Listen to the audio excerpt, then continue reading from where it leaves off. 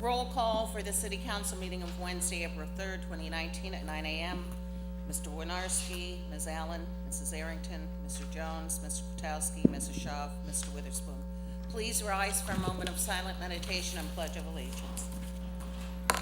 Mr. President, as always, I'd ask that we remember those in our community that are less fortunate than we are in any and every way. Ask that we remember those who have lost loved ones since we were in this chambers on the last time. Also ask that we receive the right information and have the right wisdom and the right courage to make the best decisions for the citizens of the city of Erie.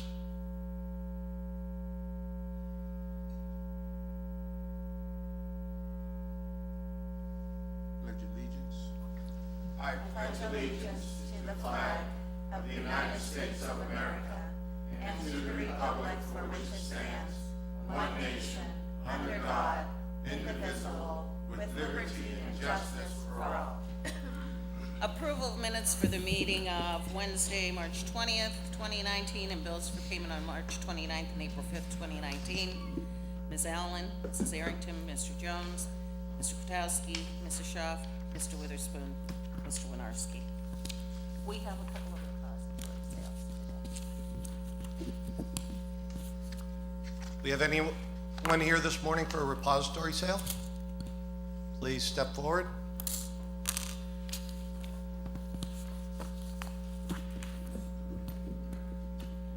Good morning. Good morning. Please state your name and the property you're. I'm Jacqueline Jones. The property is 628 East 24th Street.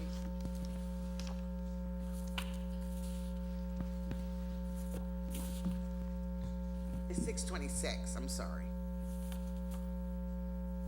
Boy, you moved quick.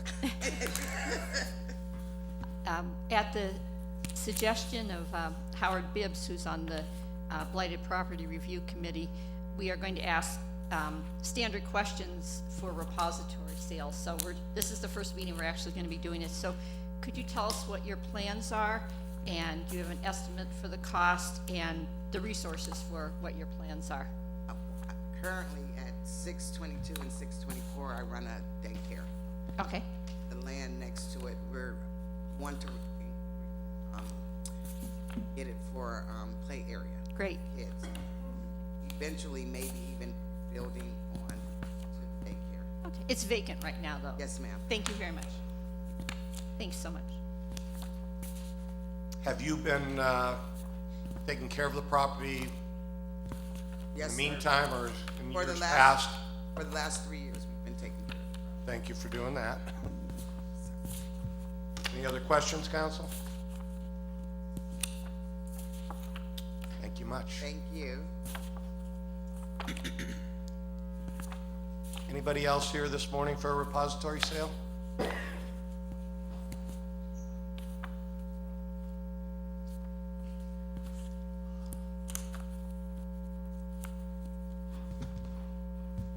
Good morning, council. Good morning.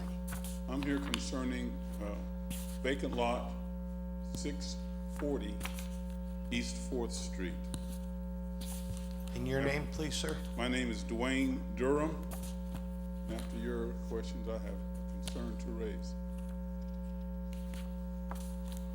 Okay, and Mr. Durham, what are your plans for the vacant lot? And is there any estimate for a cost, and do you have the resources? Do you know what your plans are for the lot that you're Well, to maintain it, keeping it from deteriorating? becoming an eyesore, which it has begun to become, which leads to my concern that I will raise at the appropriate time.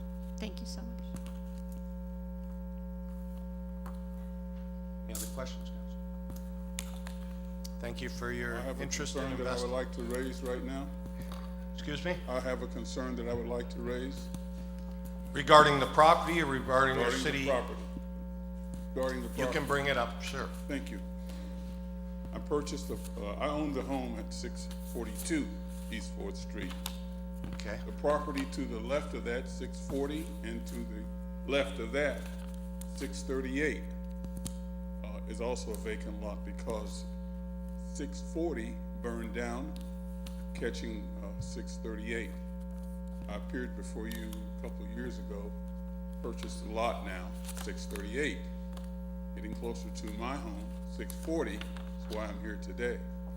In the interim, and once witnessed by me, a dump truck, a construction type truck, pulled up on that vacant lot, 640, and deposited boulders and tires and gravel and the like on that property.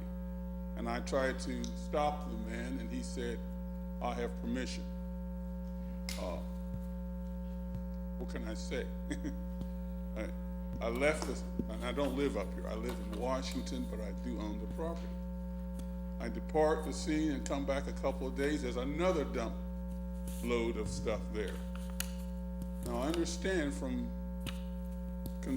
talking with the people in the area that that area isn't held in very high esteem.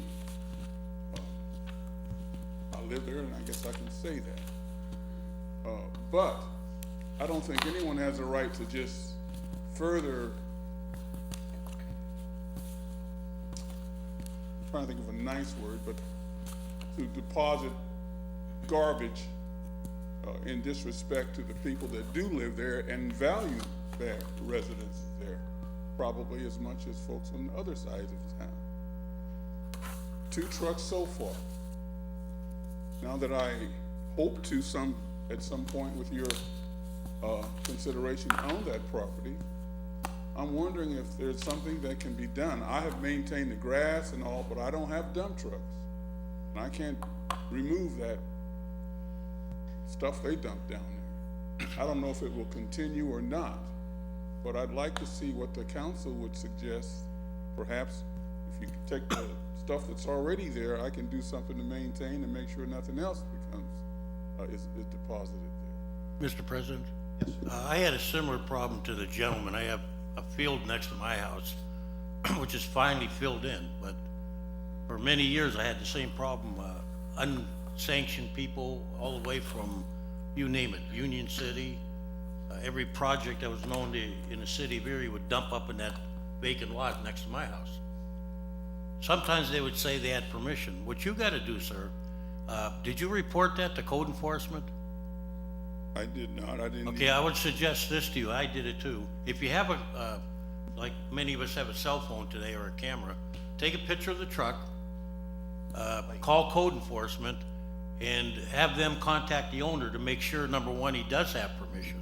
Because what I was told was even if they dump legally, they have to take care of that pile, they have to push it, cover it, and it can't be left as an unsightly pile.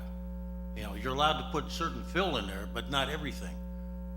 Certain types of blacktop are not permitted because of the oil, rough construction materials, but you need code enforcement to look at. So next time it happens, either call code enforcement, call me, call the city, have them, you know, find and take a picture of the truck if you can, or identify it, and we'll check into it, because it's starting to get to be a problem all over the city. These builders, they look for empty lots. Sometimes they have permission, sometimes they don't. But I agree with you, when you live next door to one, no one should put up with that. Mr. President. Yes, sir. Thank you. First of all, thank you for doing your part to try to beautify and maintain that area in any area of our city. And you said you mentioned you don't live in the city right now? Live outside, I live in Washington. Okay, do you have someone, and we can, if this is too personal to your business, feel free, we can talk offline. But do you have someone here that can keep an eye on those types of things? With you being out of town, you know, you may come in and see something that happened. So if there's No one reliable, sir. I have no one that I can depend on to do that. Understandable. Yeah. And so I think the other thing I would do too is not just wait for the next time something happens. If that pile of dump is still on that property, Oh, cool. I would take pictures of it and come down and show it to our code office, or a council member, myself, any of us, I'm sure would be willing to help you, and as well as folks in the administration and the mayor's office would be willing to help kind of rectify that. I mean, speak for the mayor, but I know his staff is willing to do that, so. Having not done that thus far, the stuff that's there now, do I have a remedy for that? That's what I mean. If you take a picture of it now Oh, okay. and bring it to us now, Okay. I'm sure that we will, there's a process for everything, All right. but it can be handled and rectified, for I sure. do appreciate your consideration. Yes, sir. And what's the address of where the pile's on? Is that 638 or 640? It's 640. That's where the pile is on, right? Yes, sir. 640 East Fourth? East Fourth. It's a vacant lot. The house next to it is where I reside, 642. I'm assistant on the code enforcement, so I'll go by to look at it, and I'll try to find out and leave your number with the clerk, Okay, okay? thank you very much. Thank you. Thank you, sir. Anyone else here this morning for a repository sale? Hearing none, moves us to citizens to be heard. Wagner? Good morning, Council. Richard Wagner, 4228 State Street. As Erie begins a new chapter in its economic development life, there are several items that I think need to be realized. The first one being the excellent work Mr. Tannenbaugh accomplished on the PACA building. For $107,000, he replaced 33 windows facing State Street in that building. The thing that struck me is that for close to $3,000 a window, he accomplished something that the Redevelopment Authority spent $10,000 a window on. Let me elaborate on the latter. In 2004, the group that owns Juniors purchased their building from McGarvey Estate for $265,000. The group that bought Juniors really couldn't afford to bring the entire building up to grade. So in 2008, the Erie Redevelopment Authority purchased the top 2 floors for $154,000. The top 2 floors of that building were only accessible by a freight elevator. Probably not the best use of the Redevelopment Authority's money. But let's not let common sense get in the way when government is spending money. And in 2011, the Erie Redevelopment Authority spent $122,400 on a new roof for that building. Then in 2010, the Redevelopment Authority secured a loan from Pennsylvania for $500,000 to replace 47 windows in the top 2 floors of the Juniors building. They hired an architect. And finally, and frankly, I don't know why, they are rectangular double-hung windows that could be bought almost anywhere. As I said, they got the money in 2010, and for 6 years sat on $500,000 from the state for those windows. In 2017, the windows were finally replaced. I'd like to add this up for you. Junior's investment in the building dropped down to $111,000. I am sure that group has spent many more thousands of dollars on the first floors of that building. The Redevelopment Authority, on the other hand, bought the top 2 floors for $154,000, replaced the roof for $122,000, and spent $500,000 on 47 windows. The craziest part of all this is the Redevelopment Authority invested $776,400 on the top 2 floors of an unaccessible building. An even crazier part of this is, several months ago, the Redevelopment Authority sold their $776,400 property to the Juniors Group for $25,000. Sounds like a bad investment to me by the Redevelopment Authority. Why am I bringing this up? One of my council people last week stated she is going to be the watchdog for the community. With Florida opportunity zones, it will become very important that council watch every dollar. The Redevelopment Authority cannot spend $10,000 on a window when the PACA building can have similar windows replaced for $3,000 a window. If you put this in its simplest form, a private project by private individuals accomplishes the same as a government entity, but for 1/3 of the cost. And in case any of you are interested, the facts and numbers associated with this came from several articles written in our Erie Times News by our investigative reporter, Ed Pelletella. You can fact check anything I have said, and I think if you do, you will be as equally astonished as I was at how the Redevelopment Authority wasted some of our tax money. We have an opportunity of a lifetime with EDDC and the incentives soon to be offered by the city, LRTA, and opportunity zones to start to turn this city around. We didn't get to this point overnight, and it will take decades to correct the mistakes that were made. But with smart, observant, and critical decisions, we will get our city back. Some of us might not recognize it, an old manufacturing town that turned itself into a hub for education, insurance, medicine, and maybe technology. I have one other thing. The other day, those helicopters landed out at Erie Airport. They couldn't go because of the snow. And 1998, Kaiser closed, but they scanned those helicopters. And we used to make the hub and all the accessory forgings that went to that big hub for those helicopters in Erie. And they went from Erie to Lourdes. Now Lourdes probably still does something, but the forgings aren't coming from Erie. And that's my old Erie manufacturing, and it made me what I am today. So I thank Kaiser for that. But have a good day, and thank you. Thank you, sir. Morning, Adam Trott, 531 West 6th Street. Several issues. First of all, let's hit the good stuff. There's been some great things that have taken place here.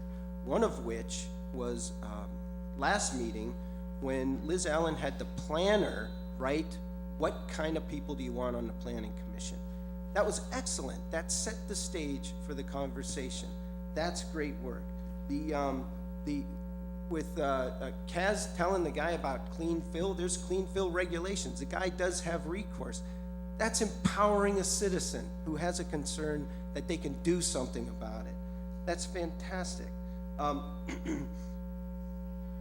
want to address the thing about elevators.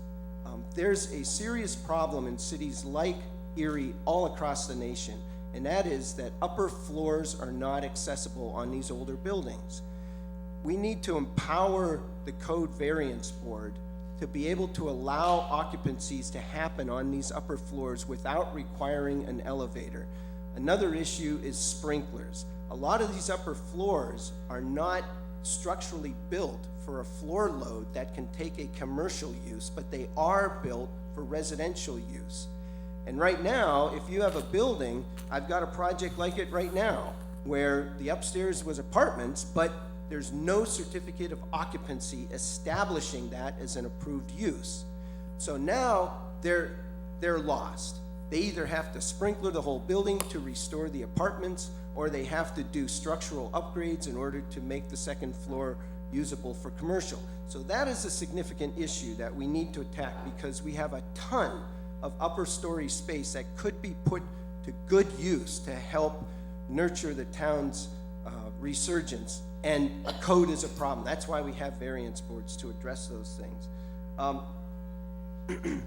I want to suggest that anybody who hasn't read anything from the small towns movement, check out some of those articles. They are hitting point on point what Erie is going through in trying to figure its future out on how to develop things well. There's a ton of articles. Chuck Marone was here several years ago at the Jefferson, and it's all fact and data-based information. It's very helpful. The next item is how we're noticing how important public hearings are now that weren't important during the viaduct. We notice when you do that, when you tell the public a public hearing is important. We notice how it wasn't important when it regarded something on the east side. So I'm here to tell you, we're noticing. You're not getting away with it. We see it. And then I want to address something that's very concerning, and that is how the last meeting went about the Planning Commission appointment. Now, you had two people recommended. The easiest thing to do would have been to split the vote. Say, we'll vote on each one separately, because the one person, there were no concerns really. The other one had grave concerns. And you kind of, when you're saying we have to trust the mayor on this, you've taken your city council role and you've thrown it in the trash, because you're a check and balance for the fifth floor. Every time you say, oh, I just have to trust the mayor, you're walking away from your job. You can't do that. You have to stand up. There were two people that stood up to the thing. And, you know, thank God, they really nailed the issues that were at play here. And instead, we get, this is an actual quote. I just, for what it's worth, so-and-so did not say what was quoted. He never intended that. I can tell you the day after that article was published, he came to me very upset about what he said. He just contradicted himself in 3 sentences. You can't be that illogical when you're dealing with an issue. That just doesn't make sense to me. You're saying he didn't say it, and then you're saying, but he did come and apologize for saying it. The other issue that's very important that you don't lose track of this, notice that the people that were most offended by these comments, and these comments were quoted, they are factual. Those people were never apologized to. Who was apologized to? The people in the back room. Because I don't want to make you look bad, I'm sorry for saying that. What about the people you just disrespected? Where's that apology? And by appointing them, you have just thumbed your nose at the entire East Side. Hey, you don't matter. We'll do whatever we want. You can't do that. And there's nothing personal against this guy. I think the guy is talented. He has the skills for the job. That's not the issue. The issue was the attitude towards the East Side that you're condoning, and you can't do that. Please, think about that stuff. Other than that, go for the East Side Opportunity Corridor. That's a big plus for the East Side, and it also provides a 19th Street bridge over the highway that Kimball said you needed, that they abandoned. There's ways to do it. Thank you. Thank you. Greetings. Tom Stashewski, 150 East 36th Street. I'm here to address 3 topics and to offer comments, insights, and opinions about these 3 important matters that are facing our beloved city of Erie. LERTA, the land bank, and most importantly, the public health hazard of the Erie Coke Corporation. I'm delighted to see the gumption and the ambition of Councilperson Schaaf to bring that up as official business of the city, because yes, that is a very, very disconcerting issue that affects us all, no doubt. About 1.5 years ago, I stopped going down to the East Avenue Bayfront Pier.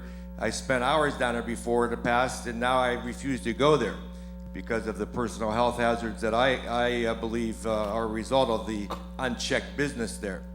But more importantly, it's not a Bayfront issue. It's an issue that affects all of us. So I applaud the councilperson. I applaud HECA.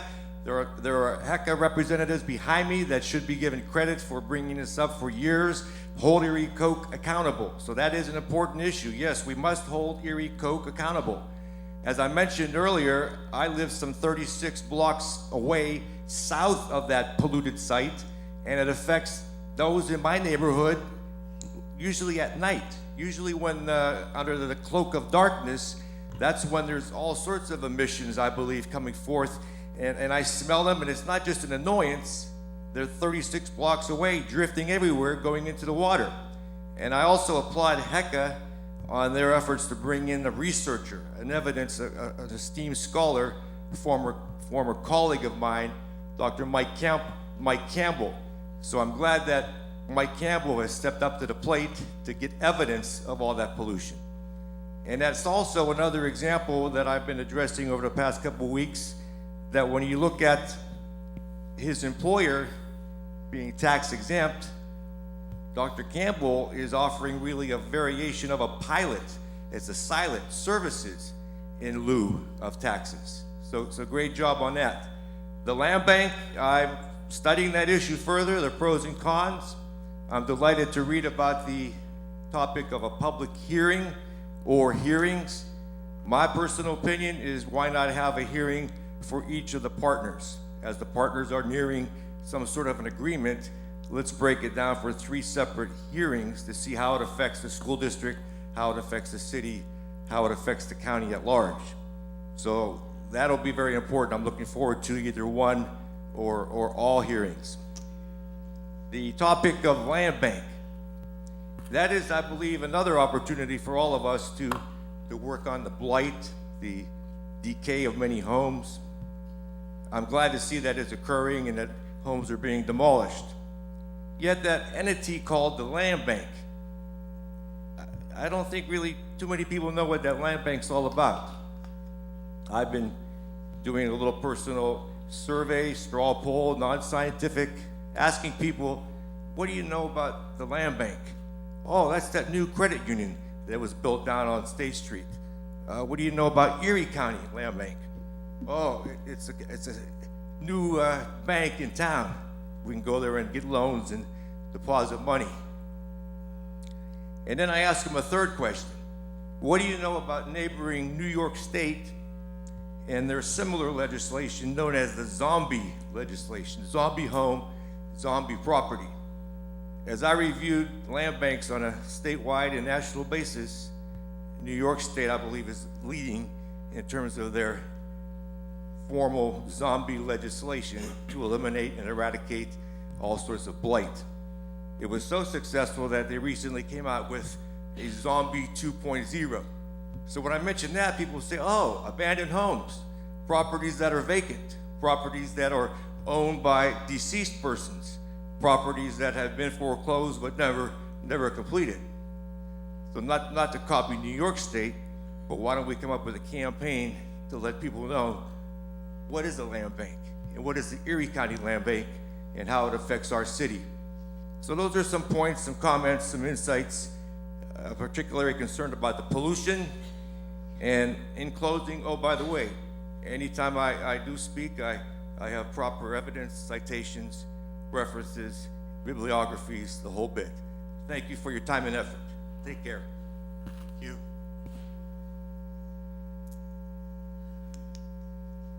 Good morning.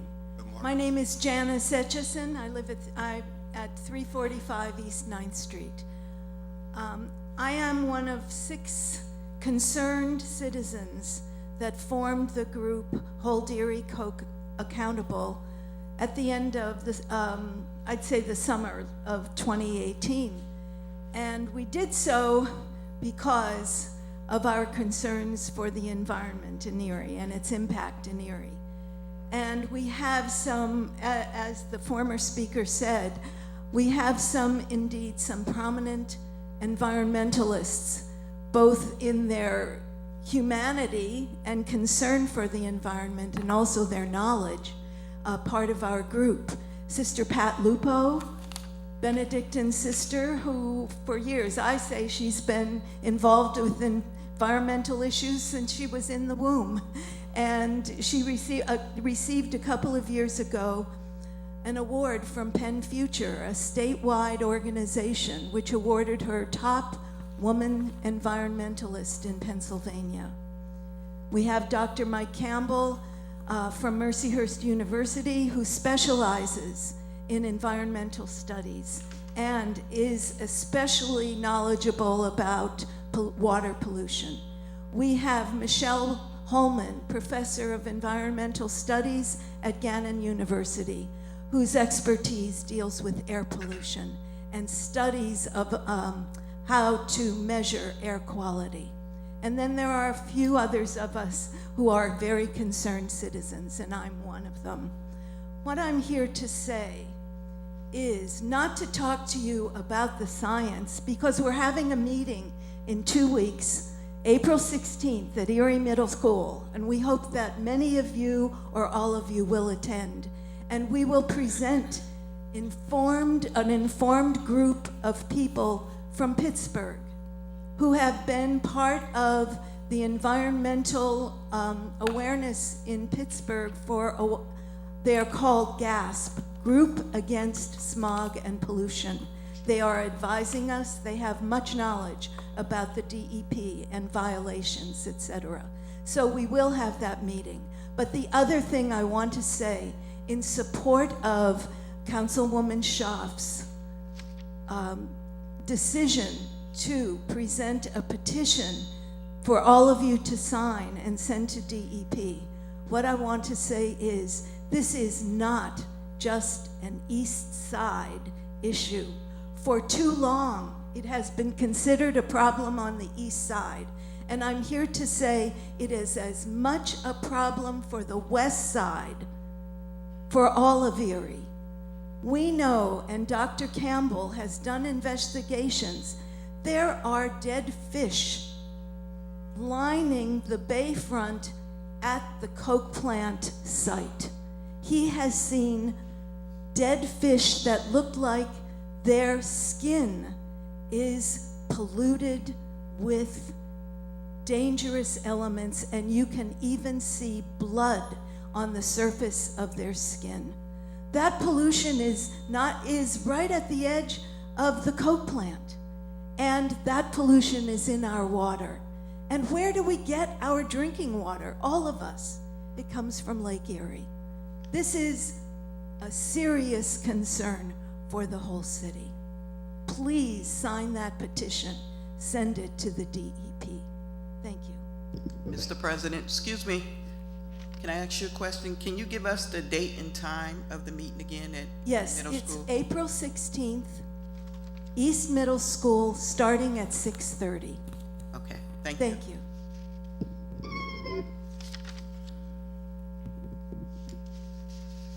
Art Leopold, 5341 Apple Grove Lane, Erie, PA. Esteemed councilwomen, council gentlemen, and Mayor Joe Schember. Thank you for the opportunity to address you today. I have two concerns. One is on LERTA, and I'll be very quick. I had an opportunity to speak with some of the mayor staff yesterday, and I really appreciate the time and the energy. There are some good points. There are some problems with LERTA, and I hope that between the three governing bodies, we're able to work it out. My focus, my emphasis is on the people, the workers, the wages, making sure that we have minority workers, making sure that we have marginalized people of this community that need the jobs that may be produced from an equitable LERTA. And I do appreciate the effort, but I don't want you to forget the people out there that really need to be lifted up in the zip codes that are hardest hit right now. I do appreciate the effort for a public hearing where everyone can be held accountable, where there are facts, there are questions, and answers can be provided. I think that's very important as this to happen with all major decisions of the city. I applaud that effort. Second of all, I do stand in support of the Hold Erie Coke Accountable effort. I do have some personal invitations for all the council people, if I could approach and hand those off.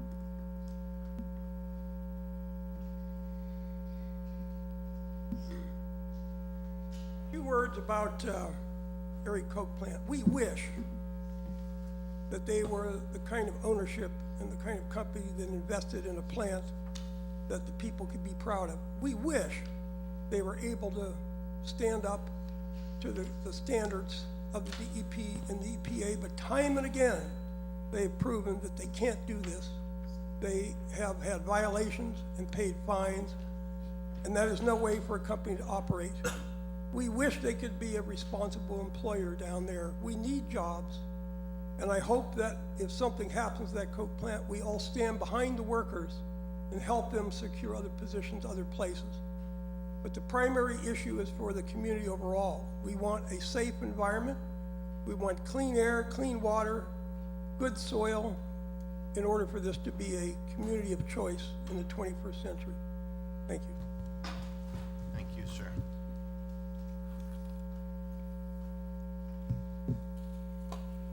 My name is Freda Tepfer. I live at 1738 West 23rd Street in Erie. I'm a certified orientation and mobility specialist, and I created the Baldwin Park neighborhood on next door, so I have a comment or two about that.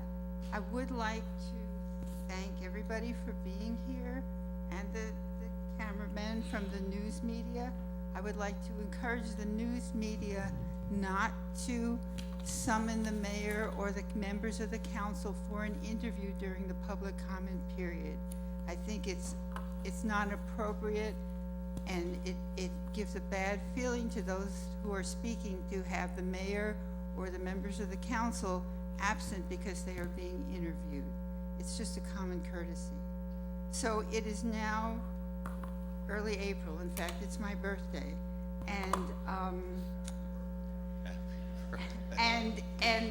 it's time for Erie Forge on Green Garden near 16th Street to correct the chronic problem they have at their two driveways with the impassable sidewalk. The batch plants are open. It's time for them to fix that problem. It's also been at least 4 years since I first started communicating with Public Works about the lack of a sidewalk at the northeast corner of Green Garden and West 12th. This morning I watched an intrepid walker from my neighborhood cross the street and have to walk up the grass hill to try and continue on because it's not safe on the other side of the street. We deserve a sidewalk, and there should have been a sidewalk. And John Tushak has been saying that he would make that happen and work with the landowner, but it's been 4 years and nothing has happened. Which street is that, Freda? It's the northeast corner of 12th and Green Garden. It should have been part of the project to renovate that building there when it became 5 businesses instead of the trucking company. Public Works acknowledged that they missed that in requirement when they reviewed the plans. I also hope that there can be a pedestrian advisory committee, bicycle pedestrian advisory committee in this city. It's important. So now I am here in support of Councilman Schaaf's resolution. I worked for many years in the environmental field for various government agencies, and I am aware of the need to demonstrate community concern and government support for an action to move that concern up the chain. Many people will tell you more specific things than I will, but there is now going to be a hearing in September before the DEP Environmental Hearings Board. The DEP and the mayor and our state representatives need to know that there is considerable reasoned public concern about the repeated violations at the Erie Coke plant. They need to know that our city government recognizes that and supports that the state should have the resources to defend this DEP's position before the Environmental Hearings Board. That the DEP needs to have the adequate resources to respond to and enforce the repeated violations. As a former employee working in environmental agencies or organizations doing environmental work, it is very important to have that outside indication of support. It's very, very important. So that is why this measure before you today, it's not just a paper exercise. It's an important demonstration of community concern and will by the community and the government. So please support this measure. Thank you.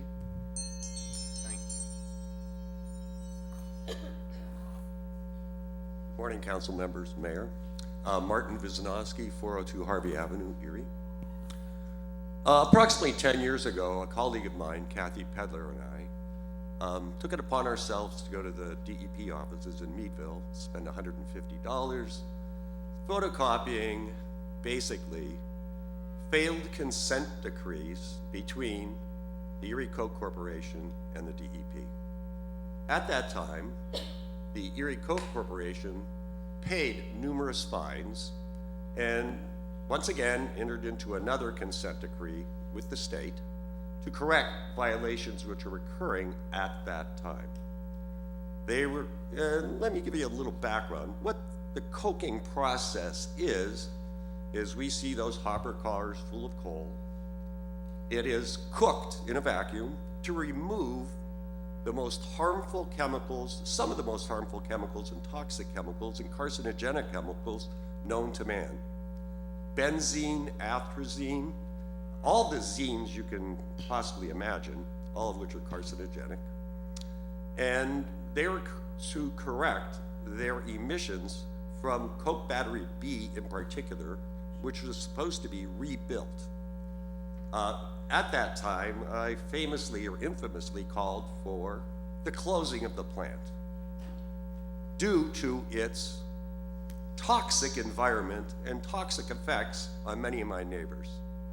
I went to East High School, and I've watched people on Queen Street that I've gone to school with, played Little League with, die of unknown cancers, which I'm sure could be attributed to some of the emissions, if not most of the emissions, from the coke plant. It's interesting at that time, though, coincidentally, the state of New York, its DEC, its Attorney General, and Region 2 EPA began an extensive investigation of the Tonawanda coke plant, owned by the same people that own the Erie coke plant. I believe and have said in those passing years that if Region 3 EPA, the Attorney General of Pennsylvania under a different administration, the DEP of Pennsylvania under a different administration, should have should have acted the same way as New York State did. The place should have been closed. There should have been an epidemiological study of the Lower East Side due to this plant's emissions. They continue to emit, continue to pay the fines. Finally, within the past couple of years, the DEP has taken more notice because, once again, the paper that the consent decree is written on isn't worth a dime. It isn't worth the $25,000 in fines they've paid and have done nothing. The coke battery still leaks. There are still emissions from their smokestack. There probably, without a doubt, are water emissions also. It's interesting also that a lot of these emissions and discharges are covered under the NPDES permitting process, National Pollution Discharge Elimination System. Well, apparently the NPDES permits that were issued to Erie Coke too aren't worth the paper they're printed on. They've not eliminated the emissions which they were signed the consent decree to do. That's how come they're kind of in a bind right now. Unfortunately, they're appealing this. It's unconscionable that they're appealing something that they agreed to do, which is clean up their mess. I applaud Councilwoman Schaaf for bringing her resolution before you. I hope it's passed. I hope the administration follows suit and also supports the DEP actions against the coke plant. It's gone on for far, far, far too long. Broken promises that were legal promises, consent decrees that they signed. The operator of the Tonawanda coke plant, who was also signed these decrees, is now in jail in New York State. How about that? A different EPA region, Region 2, different Attorney General, a different Environmental Protection Agency statewide. I'm glad our state has finally woken up. I would like to see our Attorney General wake up and do what the Attorney General of New York State did. Take these people seriously to court and, if necessary, close the damn place down. It is a health hazard for everyone, not only East Side residents, and I'm a long-time East Side resident. I don't believe that people on East Side can live with this situation the way it exists anymore. I would encourage council to pass the resolution. I'd encourage Mayor Schembler to follow suit, send a letter, and let's get this plant either in compliance or, once again, I'll infamously say, close the damn place down. Thank you. Good morning. Morning, Council. My name is Sister Michelle Schreck. I'm at the House of Mercy. The address is 2005 Woodlawn Avenue. And I'm just here on behalf of the House of Mercy and as a member of the Eastside Grassroots Coalition. The Erie Coke plant has been an issue for us for the last 2 years. We actually had the speaker from Tonawanda come and speak to our residents about the issue about a year and a half ago. And I'm here to urge you to support Councilwoman Schaaf's resolution. It will make a big difference if the City Council, the Mayor's Office, the DEP, HECA, and it will make for a much stronger case to get something done. So I urge you to support it. Thank you. Thank you very much. Good morning. Good morning. Sister Ann McCarthy with Benedictines for Peace. My address is 638 East 22nd Street. And I also wanted to speak on behalf of Benedictines for Peace in support of the Councilwoman Schaaf's resolution to send a letter to DEP, a formal letter to DEP. And I thank her for the resolution. You've heard a lot. I just want to add some urgency. We know how important pre-K is, those early years. The length of time that this Coke plant has been out of compliance has polluted and possibly changed the future for children in that area for decades. They can keep dragging this out and being not in compliance, but it's unconscionable. They need to move. The EPA needs to move on it. The Coke plant either needs to be in compliance or the DEP needs to move on them. It's just a very urgent matter. On our Good Friday pilgrimage that we'll have in 2 weeks, we're gonna go to the point of tip of Dobbins Landing, and we're gonna talk about where we can see emissions from the Coke plant, and we're gonna pray about the real situation of environmental racism that the Coke plant represents in our area. That it's in an area of concentrated poverty, it's in a community of color, and that's where the pollution is happening. The DEP recognizes this as environmental racism, so your formal letter will add urgency to that, and I really thank you for doing what you can on that. I just want to take a moment also to thank you for the opportunity to have a public hearing on LERTA, and to say that I was part of the CALL Coalition. Some of you remember this decades ago.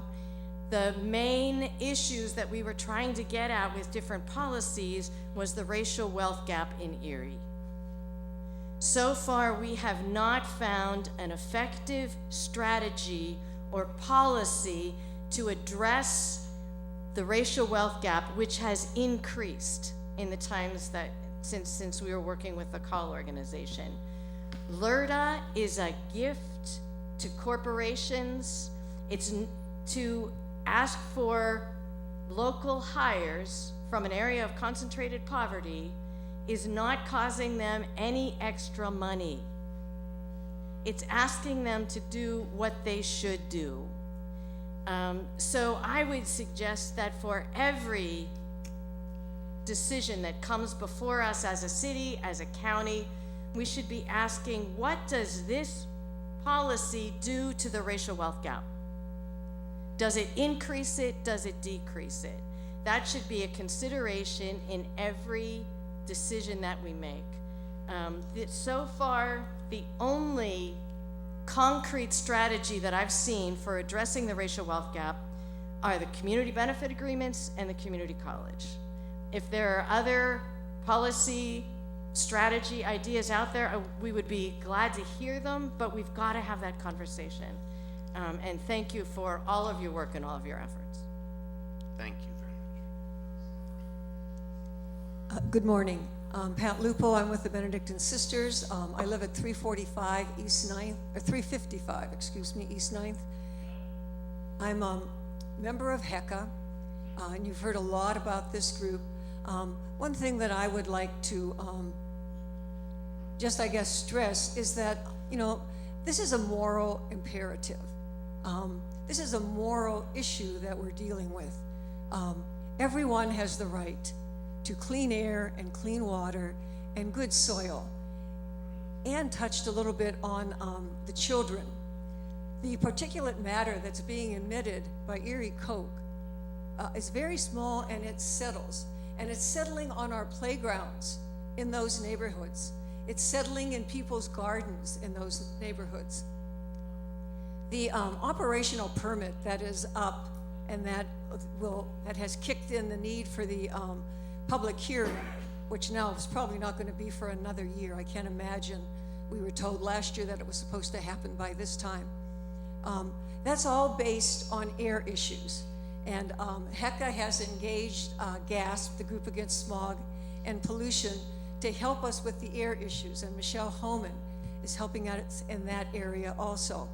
But, and no one has ever done anything with the water issues or the soil issues related to this plant. When I asked about a stormwater management plan, I was told that the Erie Coke plant is like a bowl, and everything goes into the center, and so nothing goes into the lake. And this was from officials at Erie Coke. We have no groundwater monitoring wells anywhere on that property or anywhere near that property. Our only air quality monitoring happens over a mile away from the plant. We have no idea what's happening in those neighborhoods around the plant. And yes, remember, it is a citywide issue. It is not just an issue for the east side. I hope that you are all going to support Councilwoman Schaaf's resolution. Mayor, I hope you will add to that. You have a group of citizens that are trying to prepare other citizens to speak out about this plant and to be educated. But we need government officials at every level. We're also working with Senator Casey. He had asked for information about the plant over 4 years ago, and we're renewing that conversation. We're having conversations with the EPA, not just the DEP, but we need you contacting those organizations. They need to know that our city government is also concerned about the quality of health and the economic vitality of our city. Thank you. Thank you. I work with kids at the Neighborhood Art House. We have adopted 7 trees between Holland Street and French Street. And as we're working around these trees, the kids say, why don't we have sidewalk on our side of the street? Look across the street, which of course is the ballpark. I walked on our side again. You know, we have it's all asphalt, and it's all broken asphalt. It's just kind of the runover from the parking lot in that area. We need sidewalks in that area. Our children walk that street. Also, the sidewalk between Holland and German and Parade is not much better, especially on the south side of the street. So I ask you just to take a look at that also. Thank you.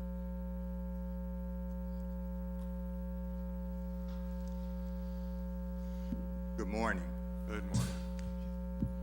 My name is Howard Bibbs. I reside at 2931 Chestnut. I am AKA the Mayor on Chestnut Street. I'm here today, number one, to apologize to council for my actions of the meeting of February, I believe it was February the 20th. And it's not like I'm new coming up here, so I know what the rules are. When I got home the next day, my daughter called me and she said, Dad, you know, you were kind of wrong. I said, what are you talking about? She said, you just said what you had to say and just walked off. And there's something, I know you might not understand this, but minority people take things a little different. And she reminded me of my mother. She said, Mom used to call you to come over and take care of my cousin, because he would talk to her and just walk off. And my mother would say, he's telling me to kiss his butt. So I apologize. That's number one. I didn't mean that.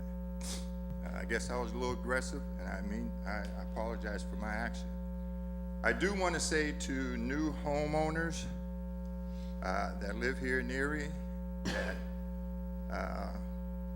it's around the time about this Homestead Act. You know, I haven't read too much about it, but I wanted to get the word out that you need to check with the assessment office to find out more about this Homestead Act. With what's going on with our school district and so forth, I don't know if they don't give you numbers, so I don't know the numbers. If I was on that board, I would know those numbers. But people need to check. What I am asking people that when they check, if they have any questions or anything they can share with me, send me a card. 2931 Chestnut Street, Howard Bibbs. But the school district is the caretaker of that program. Okay? Then the other thing I would like to share is something that I heard on TV. I know I come down and always tell you guys I watch cartoons and I watch this. I watch a lot of TV, you know. But I get a lot of education from watching TV. And I was watching Wagon Train. So you might say, what education can you get from Wagon Train? But the one guy, I forget, he's the scout, and he made this comment. He said, logic is an enemy. But he said, truths are just a nuisance. So I've been coming down here with all the truths that I have had, all the information that I've been given, and it's something about being verified, this, that, and the other. So I asked my girl, a friend of mine, I shouldn't call her my girl because she's not my girl, but you know, she visited me. But I asked her, I said, hey, you got one of those intelligent phones? And she did. See, my phone, you can see my phone. I knew you'd laugh, because everybody do laugh when I show them this phone, but it does what I want it to do. I can call and you can call me, you can send me a text, and I can text back okay, I can't type, or yes or no or whatever. So I just want to throw that out there. Then in regards to LERTA, if there is a public hearing on that, that's a good thing. If it was, I missed it. But a lot of people are asking me about LERTA, especially homeowners, because this is the first time it's been put out there for residents. And one thing we have to keep in mind about residents, so I know you guys was talking about delivery and all that. Everything, you know, 30% of our population is senior citizens. In 2025, like I've been saying, it's going to be 50% nationwide. These people are living on Social Security, so everybody don't have money, and everybody don't have credit, or some of the people don't have both. They don't have credit or money. Okay, so let's keep that in mind with this LERTA program. But I just, once again, I'm going to be real short today, but I will see you the next meeting, and I will not be short, but I just apologize for my behavior to council and one individual especially about my behavior at the February 20th meeting. I apologize and I'm sorry. Thank you, sir. Good morning. My name's Jeanette Jarosky. I live at 3101 Peach Street, and the reason I'm here was because I was so excited when I saw that Kathy Schaaf was actually doing something about the Coke plant. I wanted to come down here in support of that. I really can't add too much to what's happening and what's already been said, but back in 2014, I was doing a study at Barron, and I was basing it off of Tony Foyle's research of sediment inputs and outputs into the bay. At the foot of East Ave over there, I kept getting really, really high phosphorus readings, and I couldn't figure out why until I saw the leak about the hydrochloric acid that happened. Now, I don't know how long it's been leaking or what kind of storage thing that they have going on, but I can tell you that if that's going into the water, especially at this time of year, it's going to release bound phosphorus, and you got all those dead fish there, that bay is gonna be green again. So this is another consideration. You know, we wanna blow off the east side and think that, you know, oh, just not pay attention to it. That water is gonna go and circle back into that bay, and it's gonna affect all of us, no matter what. Other things I saw when I was down there sampling, you know, these kids, they can't get to Presque Isle, they're swimming in that. you know? There's dirty diapers and everything else laying there. It was gross. And yet, there's the kids. And who knows what else is being released from that plant. So I really hope that the city demands transparency from Erie Coke. You know, it's no photography, you know, it's very forbidding to even go back there. That shouldn't be, you know. If we're gonna have industry here and jobs, it should be something that's welcoming and that we're proud of as a city. So that's all I have to say. Ma'am, I didn't catch your name and address. Jeanette Jarosky, Thank you. 3101 Peach Street. Thank you very much. Is there any other citizens to be heard this morning? Is there any other citizens to be heard this morning? With that, Rose, carry on with the agenda, please. Ordinances for final passage. Council file number 16083, official ordinance number 23/2019. An ordinance appropriating a sum of $24,998 from unappropriated and unanticipated revenue for the expenditure thereof. Contribution is from the Siebenberger Club for the purchase of a heat humidity fuming chamber for the ID unit.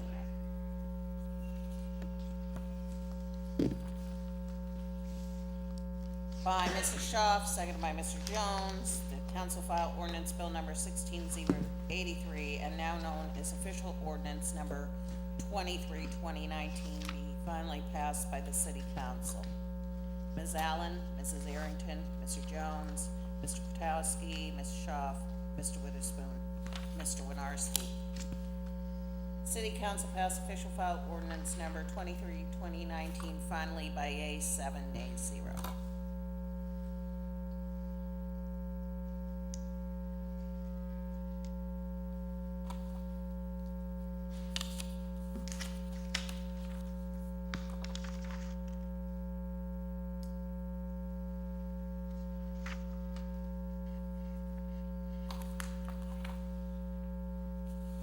Council file 16084, official ordinance number 24/2019. An ordinance authorizing an increase in the non-electoral debt of the city of Erie, Erie County, Pennsylvania, by authorizing and approving the issuance and sale in the aggregate principal amount not to exceed $87,235,000 federally taxable general obligation notes, Series A of 2019, General Obligation Notes Series B of 2019, and General Obligation Bonds Series C of 2019. By Mr. Potowski, second by Ms. Allen, that council file ordinance bill number 16084, and now known as official file ordinance number 24/2019, be finally passed by the city council. Ms. Allen, Mrs. Arrington, Mr. Jones, Mr. Potowski, Ms. Schaaf, Mr. Witherspoon, Mr. Winarski. City council passed official file ordinance number 24/2019 finally by yeas 7, nays 0.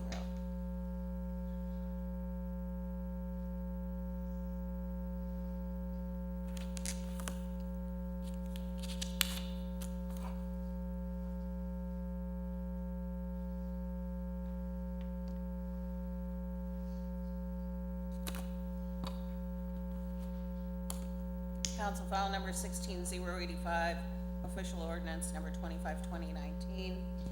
An ordinance appropriating the sum of $14,811.36 from appropriated and anticipated revenue from PEMA for firefighting, training, and rescue equipment. By Mrs. Schaaf, seconded by Mr. Jones, the council file ordinance number 16085, and now known as official ordinance number 25/2019, be finally passed by the city council. Ms. Allen, Mrs. Arrington, Mr. Jones, Mr. Potowski, Ms. Schaaf, Mr. Witherspoon, Mr. Winarski. City council passed official file ordinance number 25/2019 finally by yeas 7, nays 0.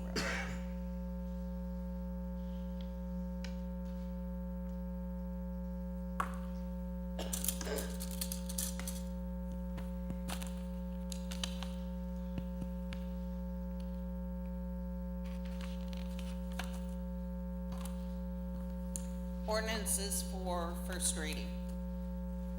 Council file number 16086, an ordinance appropriating the sum of $150,000 from unappropriated and anticipated revenue received from a Commonwealth of Pennsylvania Greenways, Trails, and Recreation grant and providing for the expenditure thereof for the Bayview Park Improvement Project.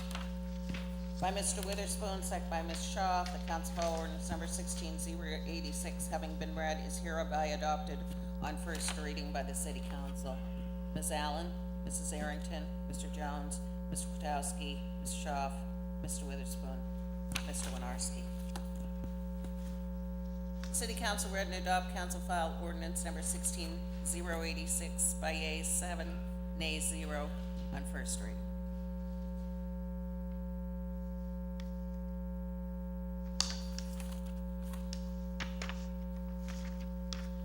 Council file number 16087, an ordinance amending the Uniform Construction Code of the City of Erie's codified ordinances to adopt and incorporate by reference the 2015 versions of various codes and to increase certain fees and licensing requirements. By Ms. Allen, second by Ms. Arrington, the council file ordinance number 16087, having been read, is hereby adopted on first reading by the city council. Ms. Allen, Mrs. Arrington, Mr. Jones, Mr. Potowski, Mrs. Shaw, Mr. Witherspoon, Mr. Winarski. City council read and adopt council file ordinance number 16087 by yeas 7, nays 0 on first reading.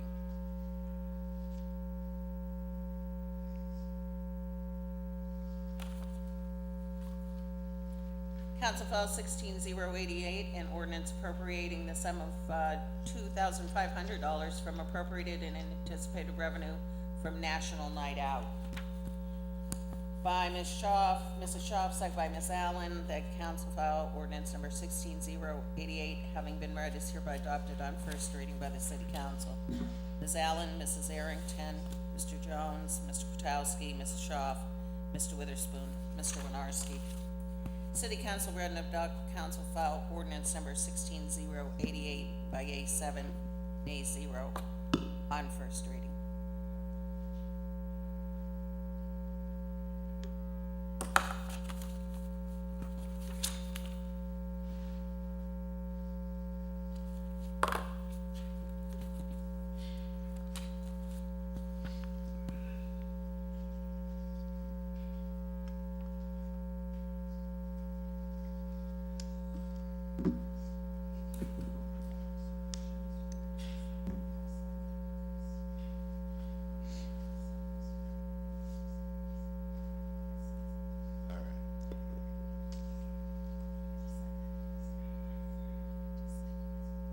Okay, that'll take us into new business, Mr. President.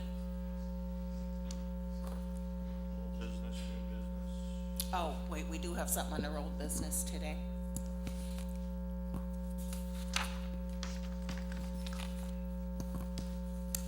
Yes, we do have two resolutions from old business. Do you want me to separate those out, or?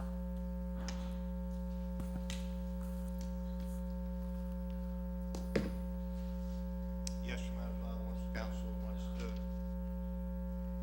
move the balance or separate them out. Move the balance. Okay, I'll second that. all right. Any separations please? then? I think we want to separate them. We can, sure.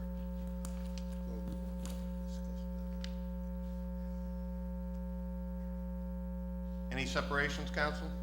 Number 5, under, new business. I'd like to separate number 6 under new business.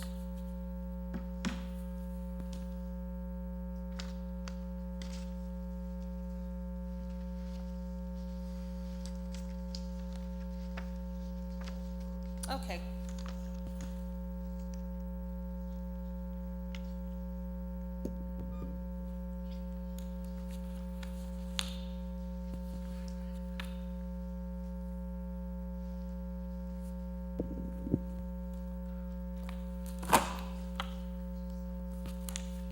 All right, moving the balance of the agenda. Ms. Allen, Mrs. Arrington, Mr. Jones, Mr. Potowski, Ms. Shaw, Mr. Witherspoon, Mr. Winarski.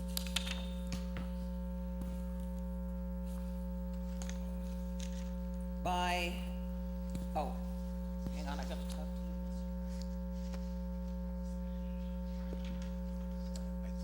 Curtis mentioned second that one.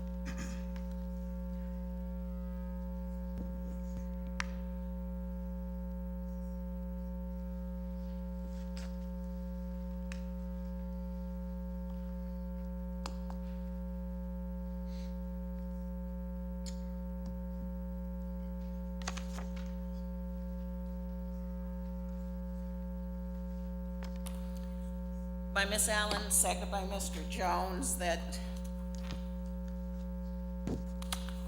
resolved by the council of the city of Erie that the property city officials are hereby authorized to enter into agreement between the city of Erie and Gary N. Horton in settlement of his personal injury lawsuit in the Erie County Court of Common Pleas in the amount of $3,000.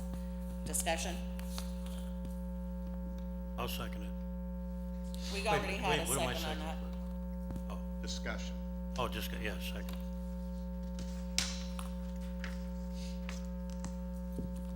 No discussion?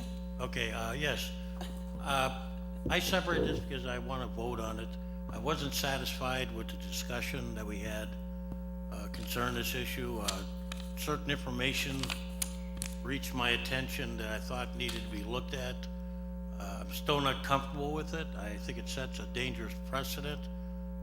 I've always remained a consistent position as even when I was controller, I did not agree with certain of these payments and settlements. I think with a municipality, with governments, with authorities, it just sets up a road we don't want to go down. So I'm not happy with the explanation, nor the facts that came to my attention. So I cannot support this.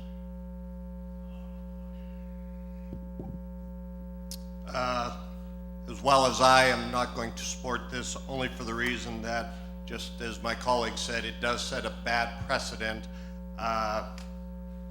Without it getting into great detail on why I'm not, there's a lot of principle involved here, but it really isn't to my best agreement to settle something like this in this manner. But with that being said, we'll vote on it. All right, roll call. Mr. President, just in relation to comment as well, I guess I could have waited till my name came up. I apologize if I'm out of order. There are many reasons that, and I think it's very appropriate that we stay relatively objective in this particular issue, but in most of our issues that we vote on. I think, again, not to get overly into detail or to have much conversation about it, but I think that we have to be careful not to make a decision on things based on personality as opposed to what's prudent and appropriate. Issues like this come before us often, and I think we should vet every one of them. We should do our due diligence. We should do and look at all of the pros and cons and when to settle, or not just settling or issues like this. Anything that comes in front of us, we do our due diligence and our work to figure out the best and the most prudent way to move forward.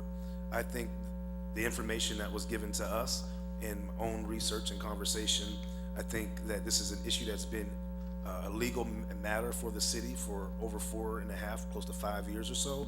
I think that what we are looking to do is to appropriately get it off of our legal overhead, legal work that needs to be done by our solicitor's office, and then we can move on with that. The citizen can move, we can be done with this issue. And I think it makes sense to understand that the settlement amount is probably going to save us money in the long run, but at least potentially. You can never know, because legal issues extrapolate out for years. This one obviously has. And we've spent a lot of money and a lot of effort and time in relation to this particular lawsuit. So I'm going to vote in favor of it, not because of anything except I think it's the objective and the most prudent thing to do in relation to getting this off of our books, moving on beyond this issue, and not having this relatively small. Although it's a personal injury, anyone's personal injury is not small, but the issue at hand and the amount we're talking about we're spending a lot, including myself, spending a lot of time on this, where any other time we probably wouldn't for $3,000. Although every dollar is important, don't misunderstand my statement. So I said all I'd say. I feel pretty confident that this is the best and most prudent thing to do. Not ideal, absolutely not, but most prudent, and I'm going to be voting in favor of it. All right, roll call. Ms. Allen? Yes. Mrs. Arrington? Mr. Jones? Ms. Kwiatkowski? No. Mrs. Schaaf? Mr. Witherspoon? Yes. Mr. Winarski? No. All right, this resolution will adopt 5-2. By Mr. Witherspoon, second by Ms. Schaaf.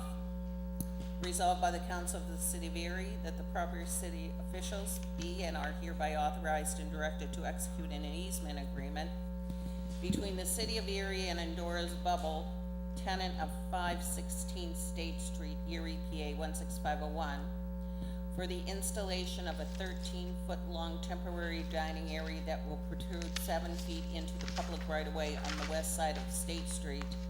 And I want to clarify this, that originally on the agenda, the location was given as West Fifth, between West Fifth and West 4th Street. But that has been changed to between West 5th Street and North Park Row in compliance with the attached city engineer's meets and bounds description and exhibit. Discussion?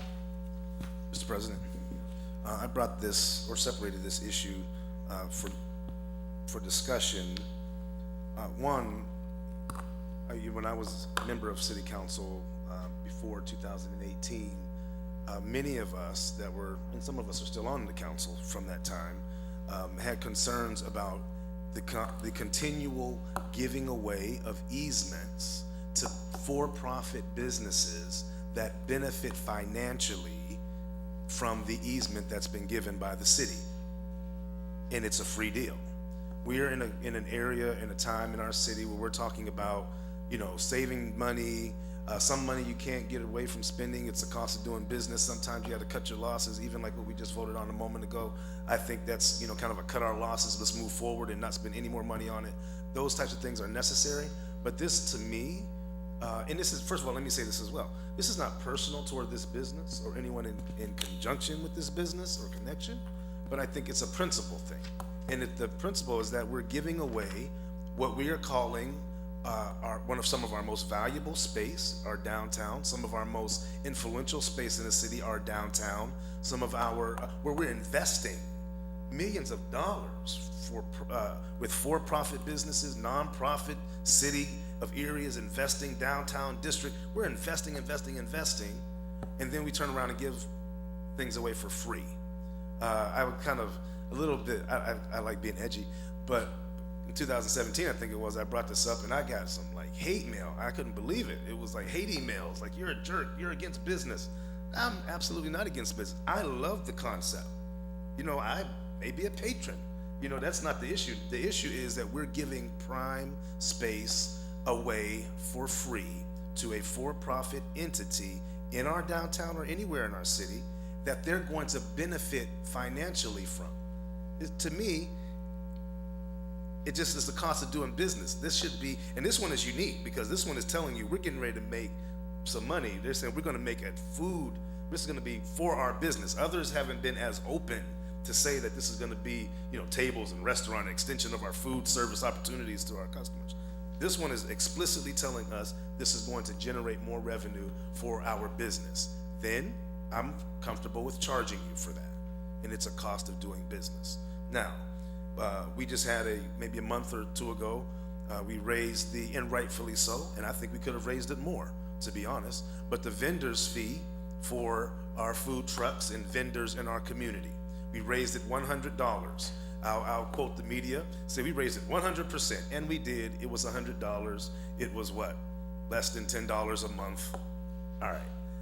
But you cannot, I don't think it's fair to have one business which is generating revenue and working to provide, again, whether it's food or whatever it might be, that gets to do that in our cities right away for free, a few feet away from one that has to pay $200 a year to do it. I don't think that's fair, and we talk about setting a precedent.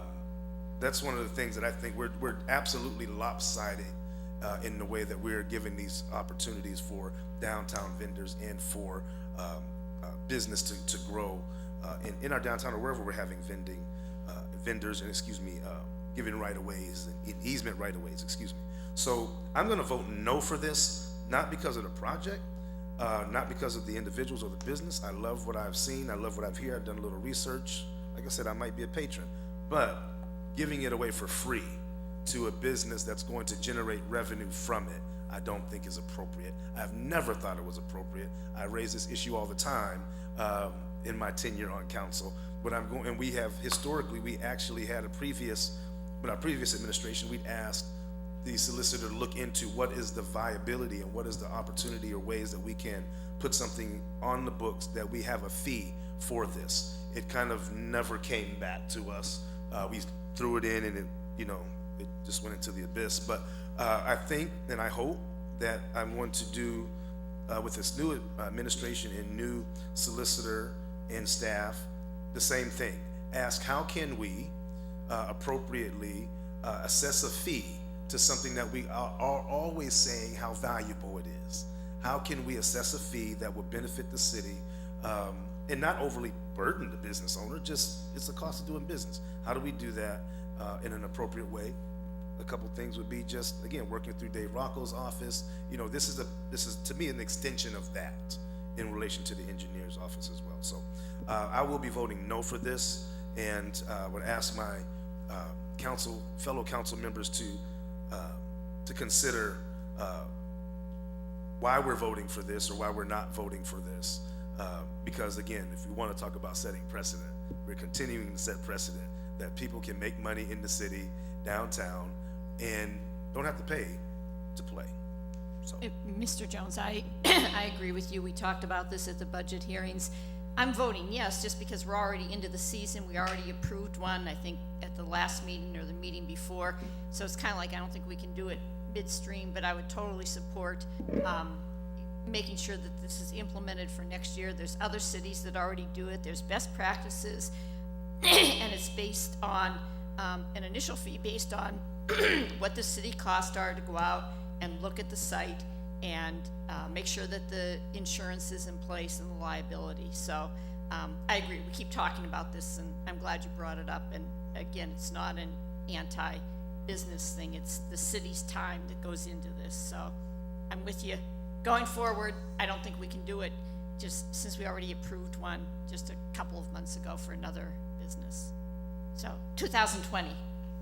Well, respectfully, Mr. President, I have to say, and I'm probably going to talk more about it than I should. Mr. Witherspoon says, everything is not a sermon.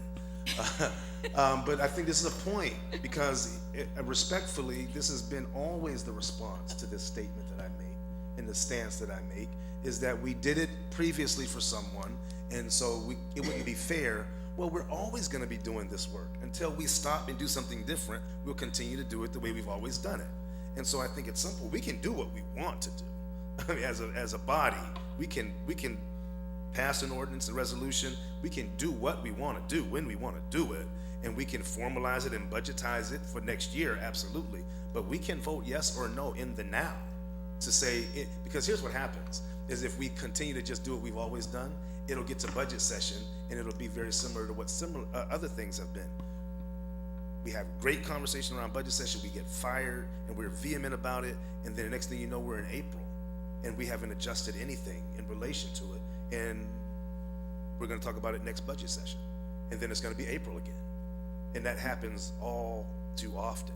So I'm sure that it'll be a little different with this group. It's a different body, and respectful. I'm not being condescending at all, but I've also been around for 13 years and have been bringing this up for at least 7 or 8, and we've never had the gumption as a majority of council to say, let's do something different. And when we did, we didn't have support out of the solicitor's office to have a product to do something different with.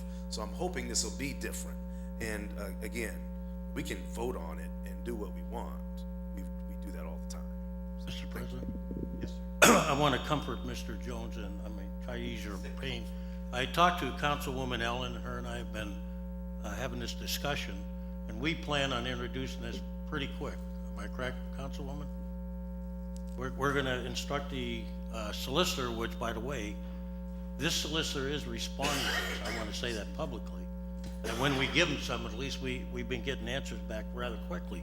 Yes, this happened in the past. I'm disappointed. When I was controller, I did a rough study one year and found out that of all the merchants that were using our easement, half of them were unlicensed.